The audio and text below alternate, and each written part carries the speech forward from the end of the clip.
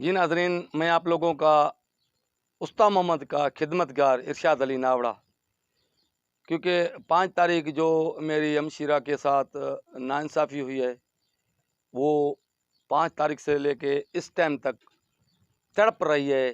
ایک بچے کی تڑپ کسی ماں سے پوچھو، جس کے پاس کوئی بچہ نہیں ہے، بچے کی تڑپ اس سے پوچھو، کیونکہ وہ اس ٹائم سے لے کے اب تک زیر علاج ہے۔ میں جب 5 تاریخ میرا واقعہ ہوا ہے، اس کے بعد میں اپنی سسٹر کو لے کے آیا گھر میں اس کی طبیعت ناساز تھی۔ میں اس کو لے کے گیا جکم آباد جیمس اسپتال میں، وہ وہاں سے کچھ علاج کرایا، اس کے بعد ابھی بھی وہ زیر علاج ہے۔ تو میں استا محمد کی عوام کو بتانا چاہتا ہوں کہ ایک ننا منا پیارا بچہ اس استا محمد سول اسپتال عملے کا کیا بگڑا تھا۔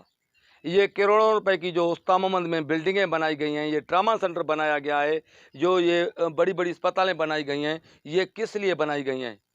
میں آپ کو ایک بات، آپ لوگوں کو اور بھی بات بتاؤں، کیونکہ 90% جو لوگ ہیں ان کو ڈلیوری کروانے کے لیے جکم آباد جیمس جاتے ہیں یا ڈیرہ مراد جمالی جاتے ہیں۔ کیوں؟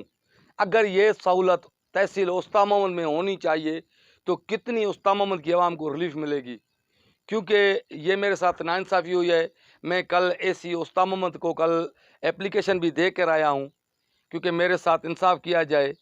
اگر وہاں سے نہیں ہوا فکس، ابھی عید کی چھٹیاں ہو گئی ہیں، اگر وہاں سے مجھے انصاف نہ ملا تو میں انشاءاللہ عید کے چوتھے دن کو یا تو شیشن کو عدالت استا محمد یا تو ہائی کورٹ کوئٹہ جاؤں گا اپنے انصاف کے لیے، اور میں اپنی سسٹر کو، اپنی ہمشیرہ کو لے کے وہیں سے میں اپنے انصاف دلواؤں گا۔